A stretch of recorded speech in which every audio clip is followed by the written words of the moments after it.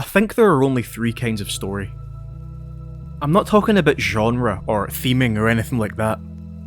I'm talking in broader terms when it comes to structure and intention. There are stories that are conventional. There are stories that are unconventional. And there are stories that are unconventionally conventional. In non-fancy terms, that means there are stories that are simple and predictable to a degree.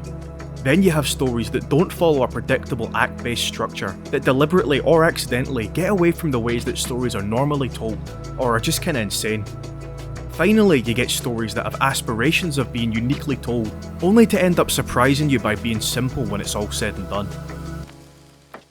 I want to be clear that while I value unconventional stories, or films, or games, or whatever over anything else, I've got nothing against conventional storytelling.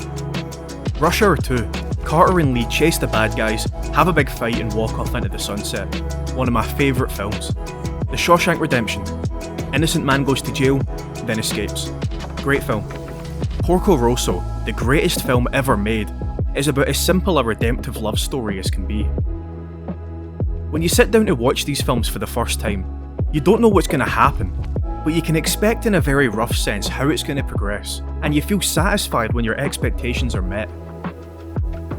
I have a harder time explaining what it is about unconventional stories that I love so much. Maybe it's the fact that when you've spent your life hoovering up as many books, films, shows and games as I have, you eventually start to covet something that surprises you again. If a movie can make me go what the fuck these days, I'm impressed. That's about the most valuable thing to me in films these days. And that's why I tend to go for obscure horror movies when I want to sit down with a film. In the last year or so, I've fallen in love with the Japanese director Koji Shiraishi. Some of you might know his most popular film, Noroi: The Curse. But I'm a much bigger fan of his movie Occult. It was his first movie I saw, and it blew me away because of how perfectly bizarre it is. It starts off as a documentary interviewing survivors of a spree killing, and ends up as a found footage record of a supernaturally inspired terrorist attack. Another one of my favourite movies. I think found footage and mockumentary films are fundamentally quite unconventional, and that might be why I'm so drawn to them. But outside of that realm, Pascal Laugier's Martyrs is another good example.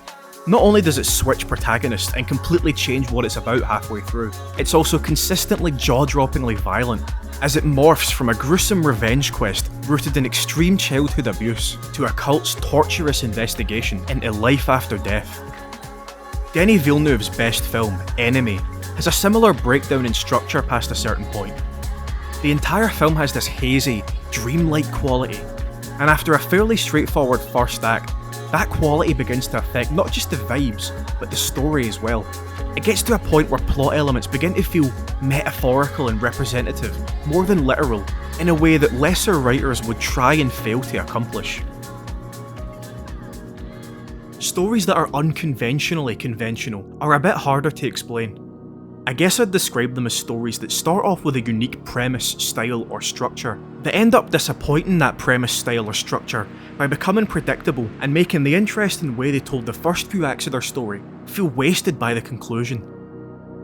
One example of this would be James DeMonaco's film, The Purge. I was actually excited for this movie based on the concept. A really interesting bit of spec fiction, imagining an increasingly near future America, where for one night a year, all crime is completely legal. How did that come to exist? How did the other 364 days and 12 hours feel in comparison? Do people who legally go murdering and raping successfully reintegrate the next day? Are they ostracised? All questions that go unanswered, as the film settles into a very simple home invasion story.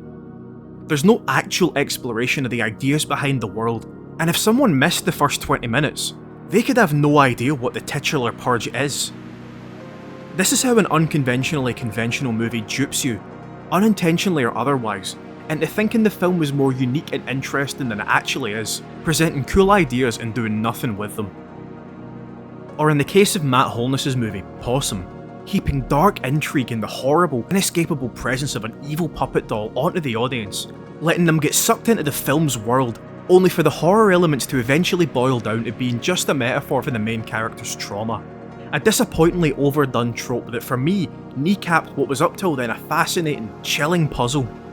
There's nothing wrong with a story being a bit predictable, as I said earlier, but too many so-called elevated horror movies, a term I fucking despise, have told stories about horror elements as a representation for a character's emotional damage, for it to be a satisfying ending to something that drew me in as much as Possum did.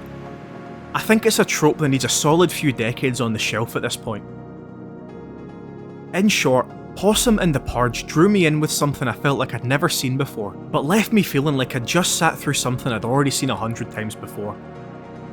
It's that sense of betrayal that you don't get from a Die Hard, or a Chicken Run, or a King Kong. A simply told story that impresses by means other than subversion. And that you definitely don't get from Shiraishi's A Record of Sweet Murder, Benson and Moorhead's Resolution, Tetsuya Nakashima's Confessions, or Shion Sono's Suicide Club, as films that compel with and deliver on something really special. Doing anything in between kinda makes me wonder why the story's being told in the first place.